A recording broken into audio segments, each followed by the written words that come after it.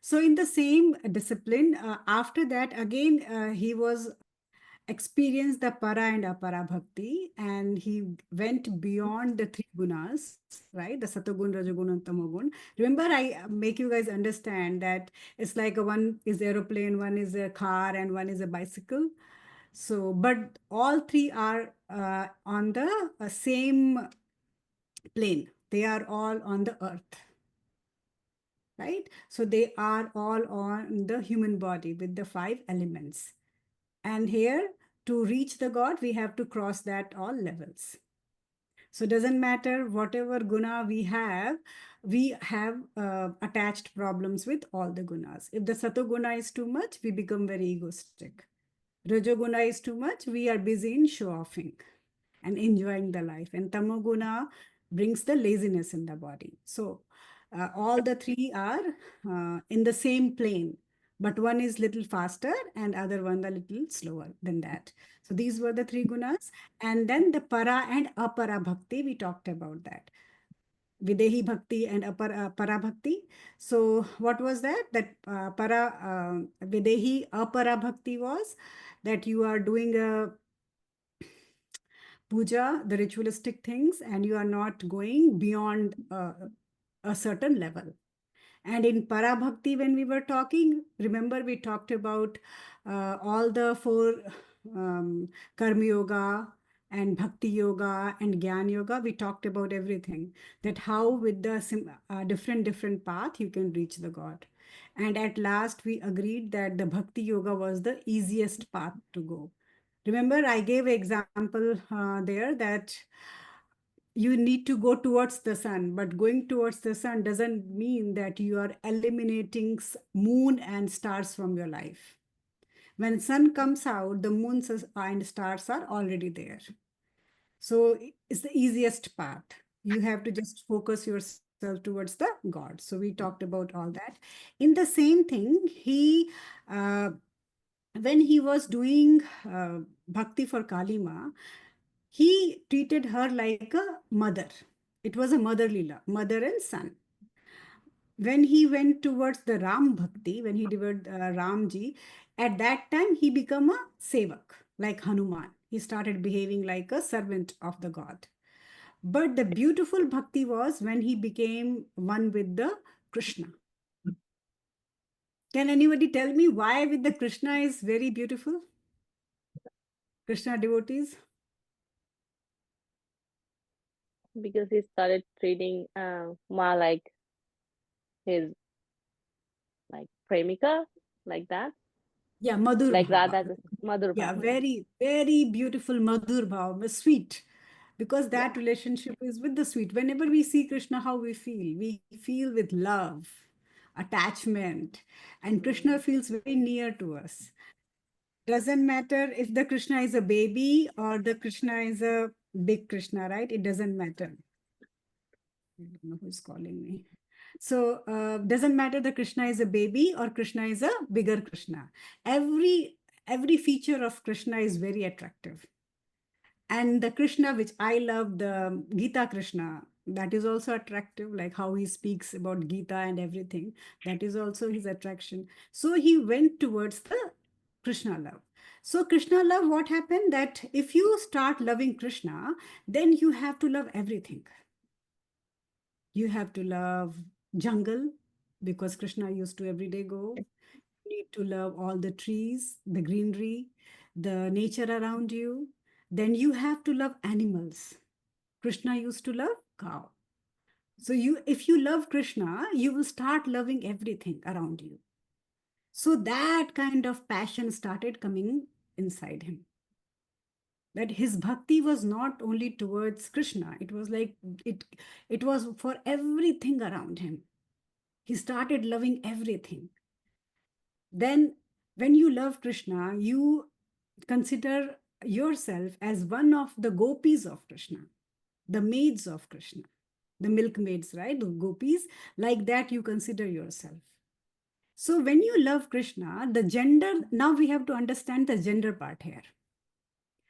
So, Ramakrishna Paramhans was male and Krishna is male. They both are male. But when you are going in the madhur bhav, like the love, right? How will you love? So in the uppermost spiritual path, we consider God as a male. We call it like a purush. And rest of the entire world, we consider like a female. And it's in all religion.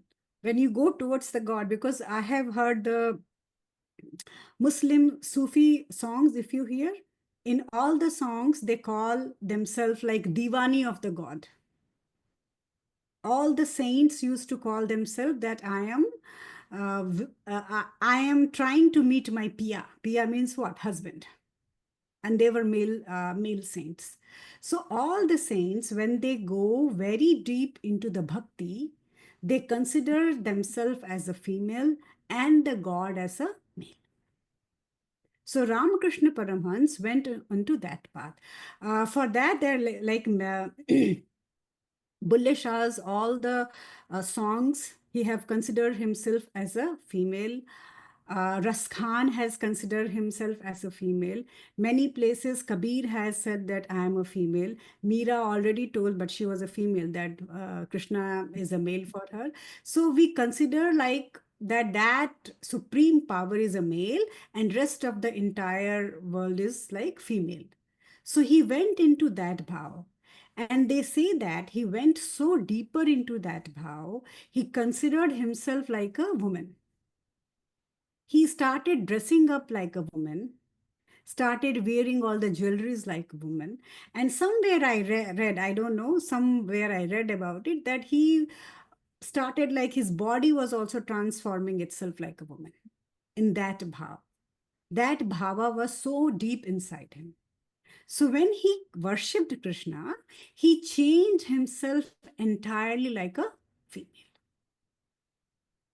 It was not like male because it was a relationship of love, like your madhur bhav, like very sweet love, that kind of relationship. So how will you see the God in that relationship? That God is the supreme, God is everything, and rest of the entire world is like one.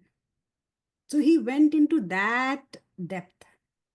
And when you love Krishna like that, you cannot hate anyone in this entire world. Right? It's love. So, two gods, I know the love comes out of them. One is Jesus Christ and one is Krishna. For both of them, their heart chakra is totally open, and both of them was on love, based on love. Right? So, we can compare both of them, like both have same kind of nature, same kind of thing. They loved everyone. And we can see in the church also, right? The all the nuns and all, whom do they marry? They marry Jesus Christ, right? They say that they will be only serving to him. Same way, all the milkmaids, all the people were saying what? That they are going to only serve the Krishna. They don't understand anybody else from the Krishna. Right? So that kind of love inside started coming inside him. So he became like more into like dressing and dancing, because whenever we see Krishna, how we see the Krishna dancing with the gopis, right? Ras Leela, doing Ras Leela. So he started going on that kind of path. So strict Devi Bhakt changed into a Ras Leela, a dancing person for Krishna. So what we can see with Ramakrishna Paramhans, it was very easy for him to switch from one path to another path very easily, because he wanted to taste everything. So he from Devi, he switched into Krishna and became like that. After that, he started like dancing and singing all the time. So we go like 14th and 15th century. There was a Chaitanya Mahaprabhu. I think you guys know his name, Chaitanya Mahaprabhu, who was one of the very big Vaishnav saint. And he started Chaitanya Mahaprabhu's song. The ISKCON follows Chaitanya Mahaprabhu. So he started singing his songs and dancing on the road, how he used to dance on the road. And Chaitanya Mahaprabhu introduced the Nam Jap, that you just have to remember God. because he was so much into the God all the time that he introduced that Nam Jap, that you don't have to do anything, just chant God's name and God will help you with everything. So he started doing that with Chaitanya Mahaprabhu. He started following that, chanting the name of Krishna all the time. So this was his beautiful description with Krishna. So it's not that he just only had the interaction with Devi, he saw Devi. No, he had with the Krishna also. He felt that. So, like experience, if we talk about experiences, then we can say that the Ramakrishna Paramhans experience we can count for the Krishna. So how will we see the Krishna devotees? The Krishna devotees should be the people who love everyone. The overflowing of love. The same love for nature, for all the animals, and for everyone. In the Krishna Bhakti, you cannot say, I am female and that is male. The gender vanishes there. Everyone becomes like a human. And everyone is worshipping the main deity, the main God, the supreme consciousness, whatever name you can give. So different paths. So this was a Krishna path for him. Then he had interaction with Ram also. So there was a Vaishnav monk who his name was Jatadhari. He used to have a small 5-year-old Ram's idol with him, and he used to carry everywhere, and he used to feed that idol. And how we have the little idols at home, and we feed, we dress up, we give bath to them. That person was very attached with that idol of Ram. And he used to think that this idol is like my son. And what happened when you do lot of idol worship, you get stuck to that point, right? When you do a lot of idol worship, you stuck to that point, and it gets harder to go beyond. So for that, he used to worship the idol of the Ramlala 5-year-old like a son, but he used to go into deep meditation in the Kalima temple when he was visiting, and he was able to transcend himself. Till he reached Kalima temple, he was a idol worshippers, only just worshipping the Saguna with the all features. But from when he met Ramakrishna Paramhans, he started transcending. He went from the idol worship to non-idol worship.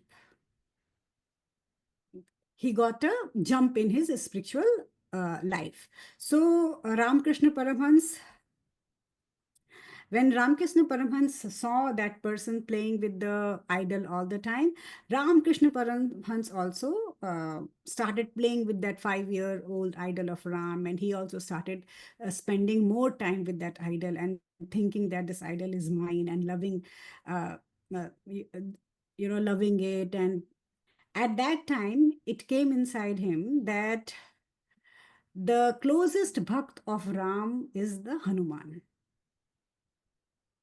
So he started considering himself like a Hanuman, and like worshipping like Hanuman, praying like Hanuman, chanting like Hanuman. And then he got a vision of Ramchandra.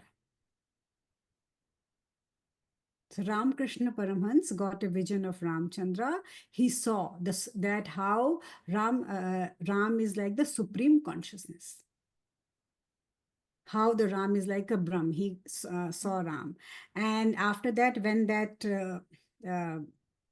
monk left the temple, he gave that idol to Ramakrishna Paramhans. When he got that idol with himself, Ramakrishna Paramhans, his speech and his gesture changed. Like the behavior how he used to do, he just changed. It became like a monkey.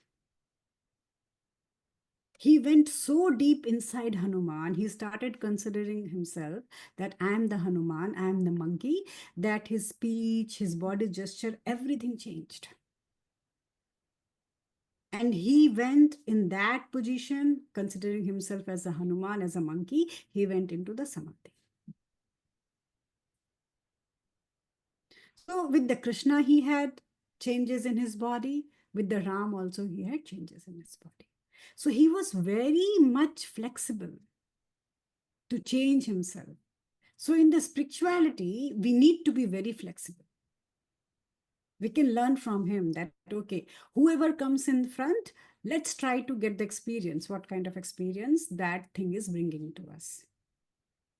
And with his experience, we can relate that whatever experiences we are having, are those experiences good or valid or not? So any question in Ram and Krishna? I have one comment. Yeah. You are seamlessly taking us from one deity to another deity to another deity. So when Mhm, you talk about mhm, Ma, when you talk about Krishna, when you talk about Ganesha, we are just, I wanted to tell you that how much we are able to connect to them. So I wanted to give you credit for that. You know, before when I used to pray, I don't think I prayed to different gods. It was very mhm, focused. Before Baba, I used to pray a lot to Hanuman, Ganesha, and mhm, Ma. I think I was only praying to Mahalakshmi, only three. But now mhm, I've expanded so much that it's giving me a lot of inner strength, and also mhm, all these different gods. mhm, I feel like they are, you told this to me once, that they are here to help us. And mhm. by approaching them, it makes Yeah. such a huge difference in my life because I Mhm. never used to approach them. You know, I used to just two or three, and even though I had everything beautiful altar, but my focus is now, it's just not on one or two. So this is really wonderful that you're teaching us this. I just wanted to tell you. No, so these all experiences are Ramakrishna Paramahansa's experiences. Yes, And but we never had that kind of an exposure, right? So even Ma, when you did Ma Navratri, we were merged into that. Before that, you did a lot of Gita with Krishna, and so it's very nice. Just wanted to you say know, it's just a knowledge, right? The ocean of knowledge. As much as emotional. you can get, it is like Yeah. less only. Doesn't matter how much you are, soaking yourself. It always feel that something less is there. Yeah. And it's good to have, open mind in spirituality, because the moment you have a boundary yourself, you cannot Yes. rise, right? It can come in any ways in front of you, in any form in front of you. Yeah. Right. Yes. Amrita, do you want to say something? Yes, I have a couple different things, but first I want to share a little story from today. So there's a little Catholic church in San Rafael that I've talked about before that I go to on occasion, and I Mhm, went today. It's been a while since I've been there because I've been very busy. And mhm, um, they used to have this picture of Jesus up on mhm, the altar in the church. That mhm, was a picture they call the Divine Mercy picture. And it's a picture of him. He's touching one hand to his heart, and there's rays of light coming out of his heart. And then he's holding mhm, up the other hand as a blessing. And mhm, the picture was not there today. And so I was kind mhm, of missing it and wondering, is it ever coming back?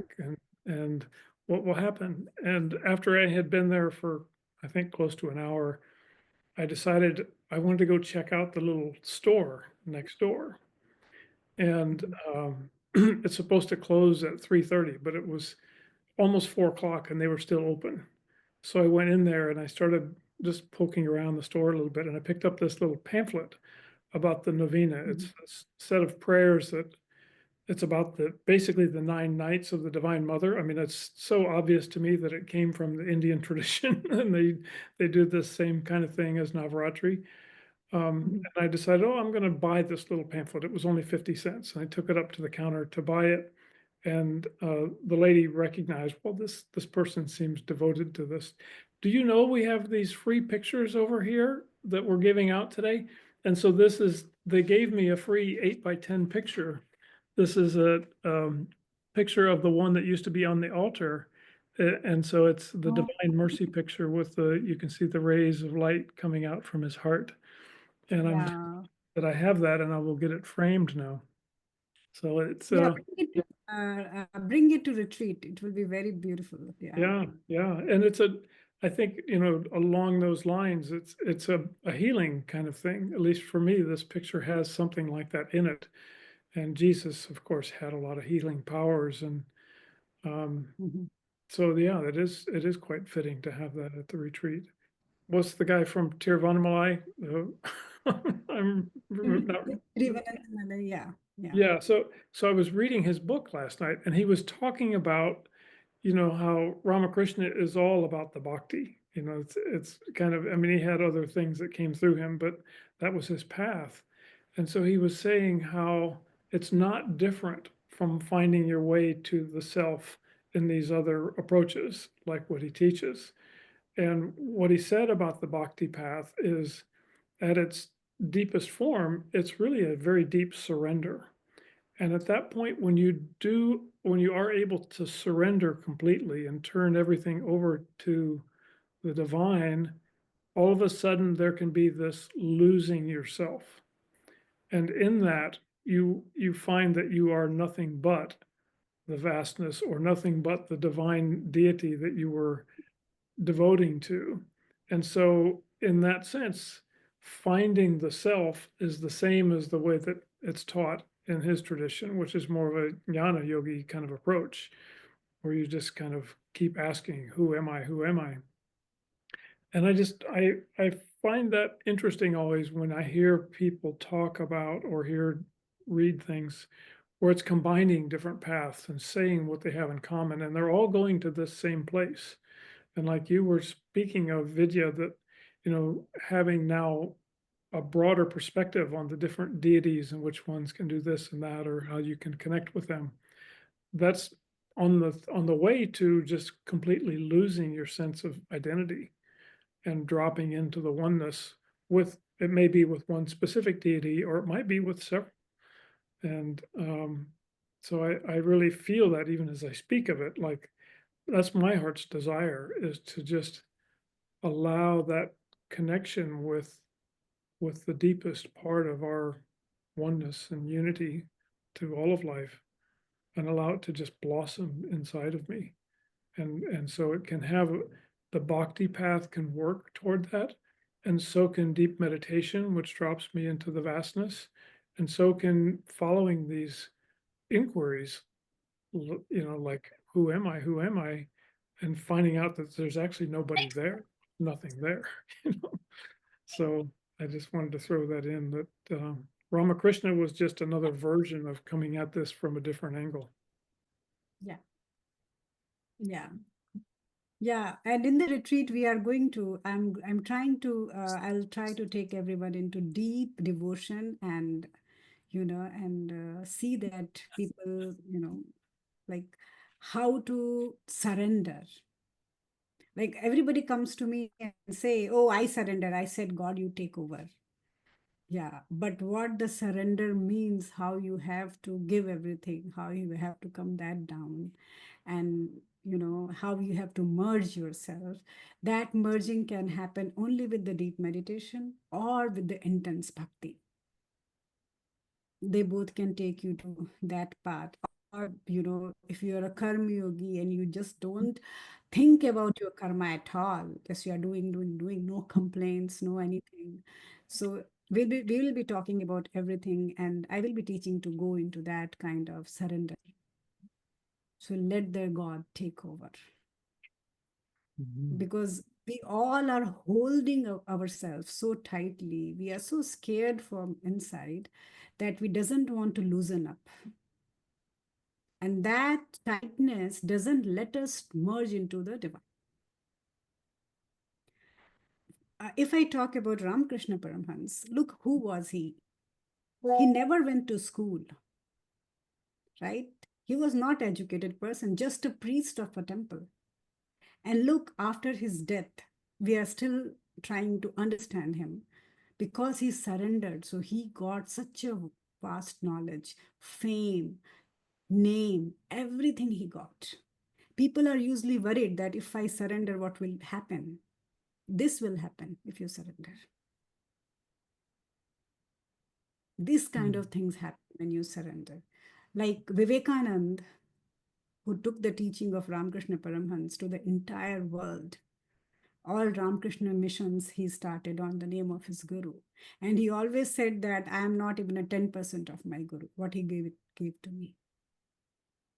Because this person, Ramakrishna Paramhans, has the power, or not power, like he has the capacity to surrender. And still we are talking about him. And I know his books or his teachings are going to be there for like hundreds and thousands of years. People will read and relate. For any kind of spiritual experience, everyone comes to Ramakrishna Paramhans and see that he was a person who used to get experiences. And he went beyond experiences also.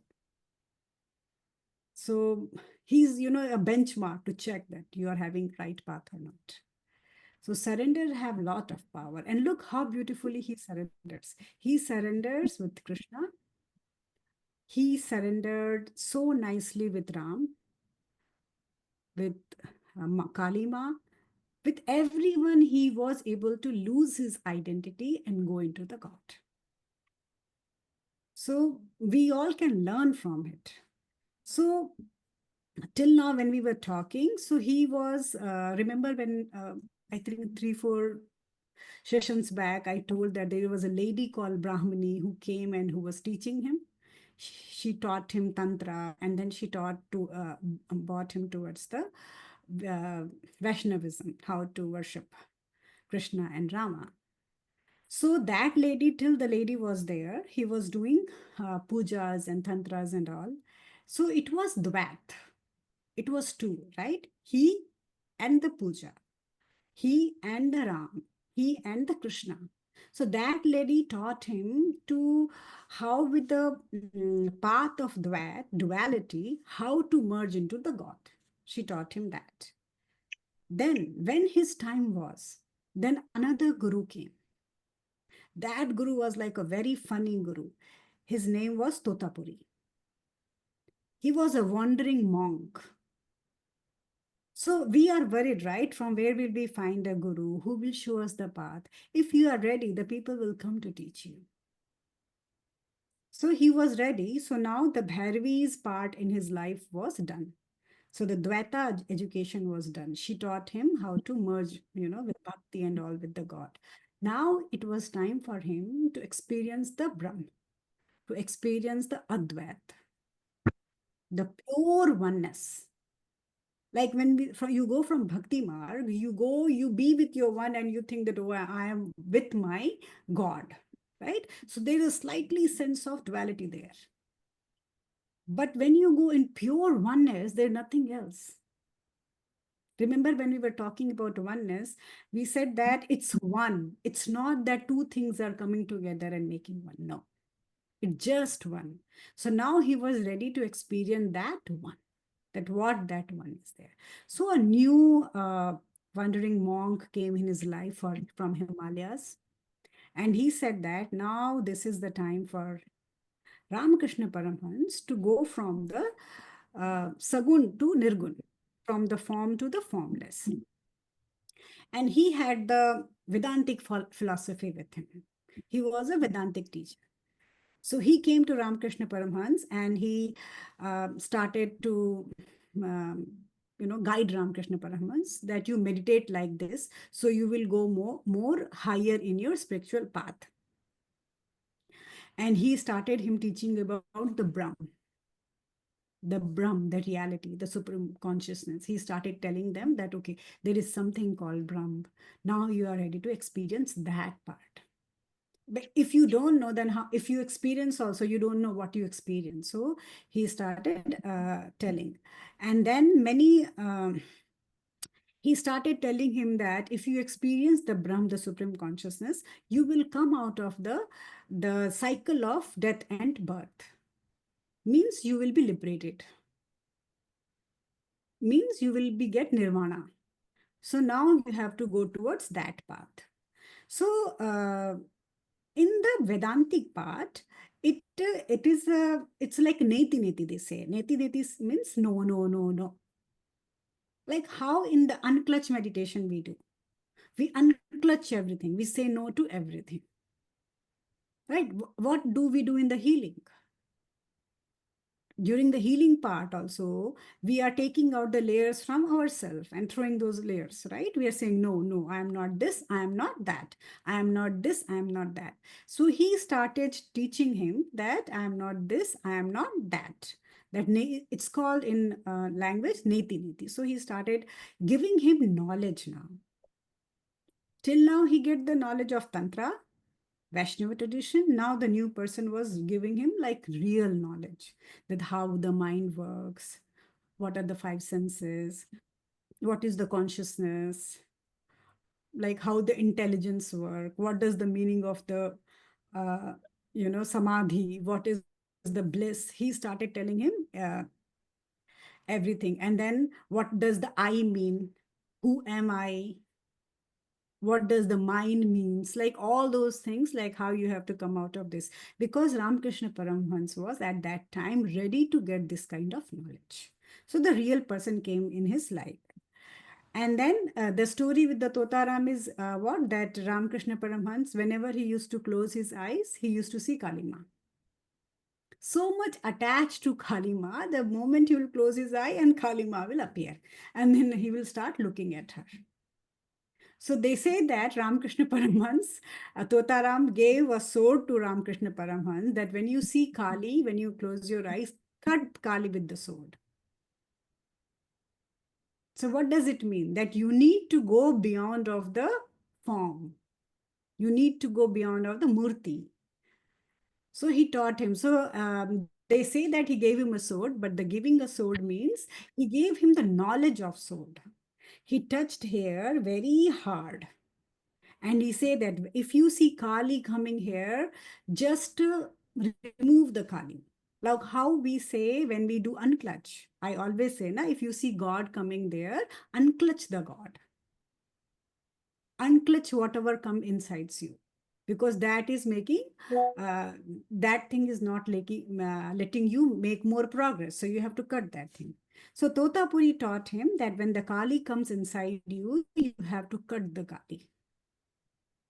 And then when Ramakrishna Paramhans was able to remove Kali with his knowledge and go beyond that picture, beyond that idol, beyond that figure, beyond that form, he went into Nirvikalp Samadhi. So what does the Nirvikalp Samadhi means here? Nirvikalp Samadhi means there is no other option. Vikalpa means option.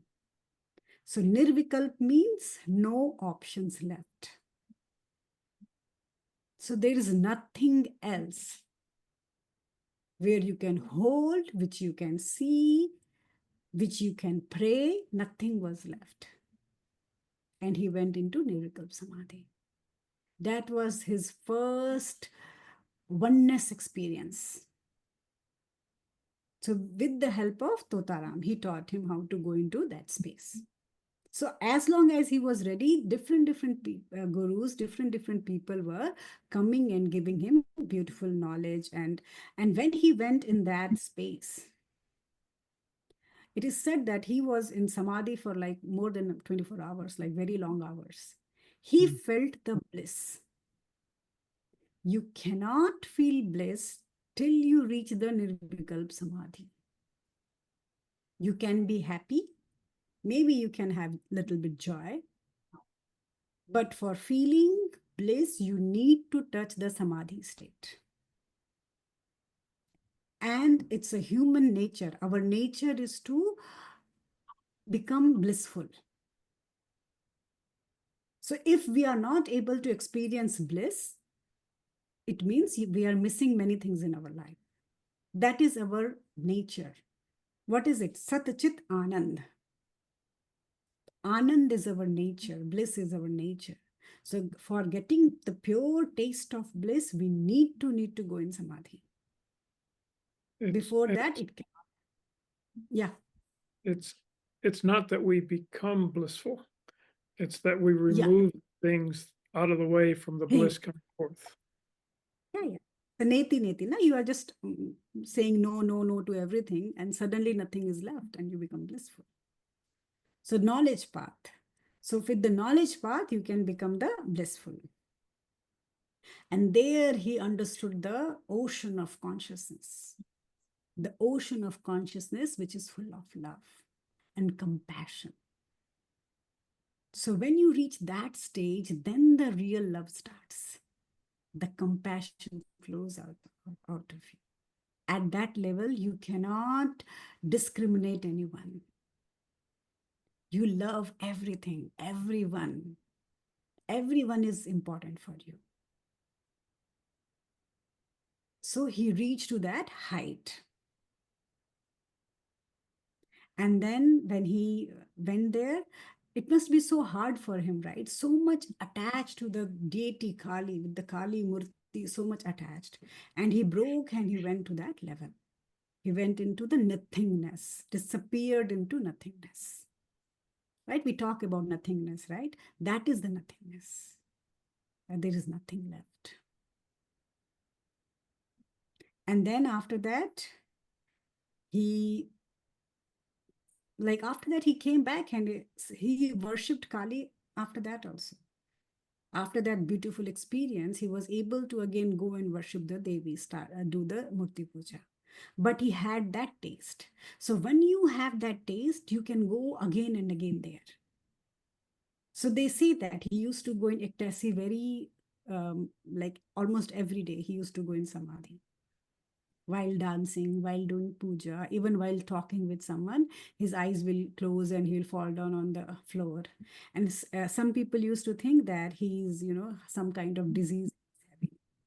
So people used to come and research upon him, that what is happening to him.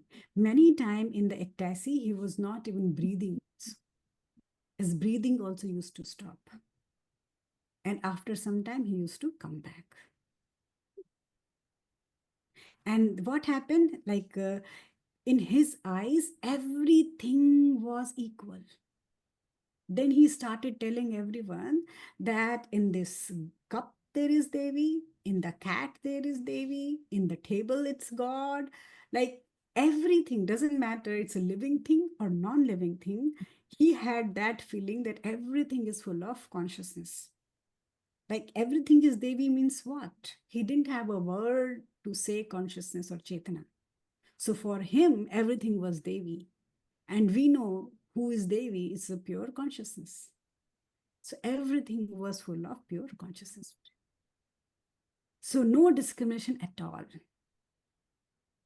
It's a beautiful compassion, beautiful love. Like what kind of love will be beyond that? I don't know. Maybe there must be something, but I don't know about that. But everything he used to experience, like in curtains, Devi, on his bed, the Devi is sleeping, like that kind of feeling. So his eyes was able to see the supreme consciousness. He didn't have words, he was not educated. So he used to talk in his language or they say that what he used to talk in the Bengali, like the village Bengali, most of the words, it's very hard to even translate to understand. So many things what he used to say, it's gone in the translation. People don't understand what he used to say, but he had that kind of experience.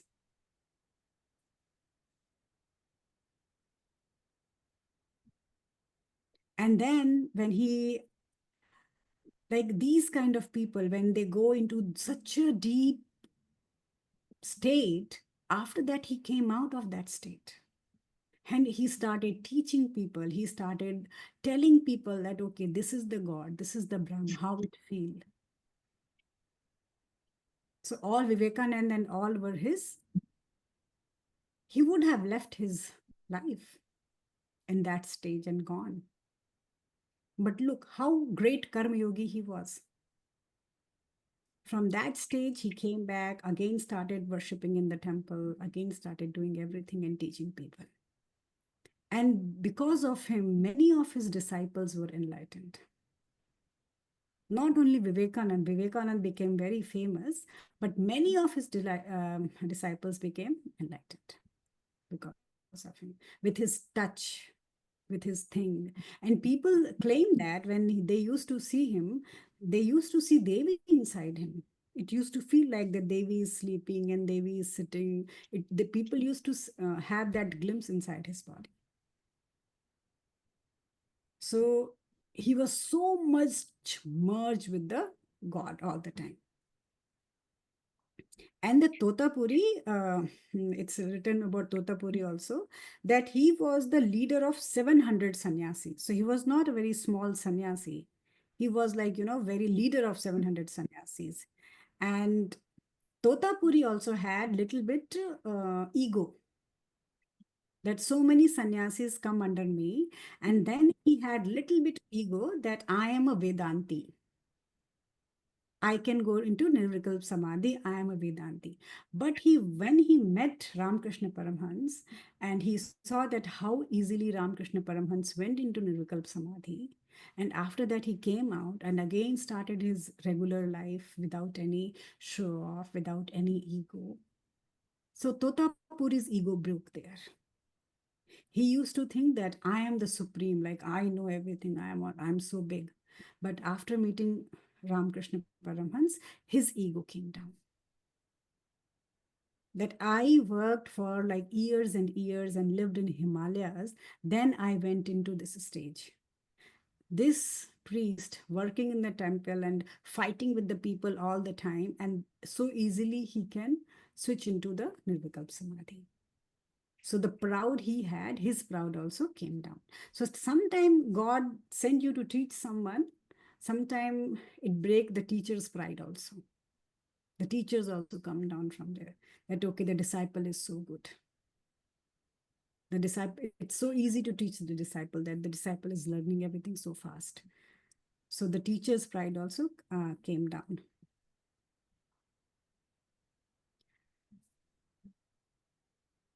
So Totapuri tried to make Ramakrishna Paramhans a sannyasi.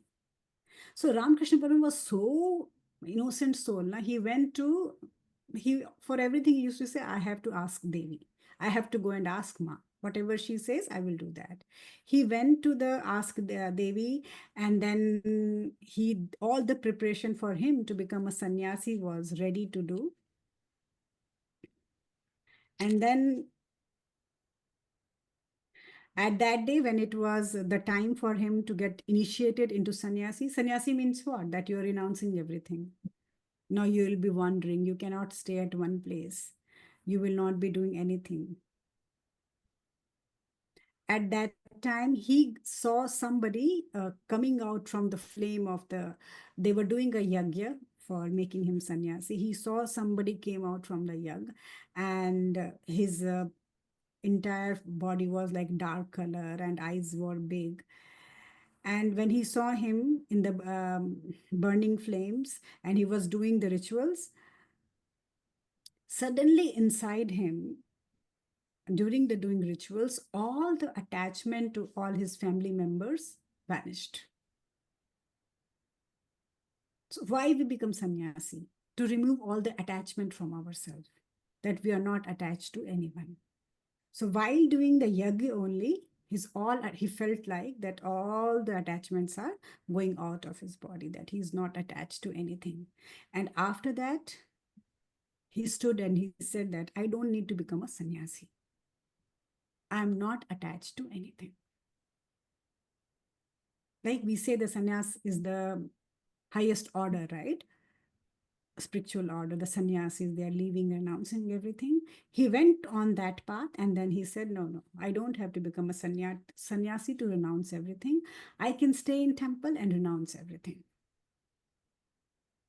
So he break the pride of sannyasis also. The people say that, right? For the spiritual knowledge, you need to go on Himalayas and sit and then get the knowledge. He said, no. I can, while living in this body, staying in this situation, I can leave everything and move ahead. So he broke the pride of sannyasis also. So nobody was able to stand in front of him. And why he was able to do so many things so easily? Because he was very much able to do surrender. So when you surrender so deeply, you get the right intuitions. So Devi's intuition came to him and he understood that I don't have to go into sannyas path. So he married, he had a wife. He never had any relationship with his wife because I think there will be a chapter on his wife and then we will read about his wife and see. So many of the rules which the society make, he was one who broke all the rules. Right? So like it's very beautiful to know about Ramakrishna Paramhans during the spiritual path, because when you know about him, when you understand Ramakrishna Paramhans, you will not get attached to any kind of superstition. You will see the reality that, okay, this is the reality, this is the path, this is the way I have to go. So all this comes with Ramakrishna Paramhans.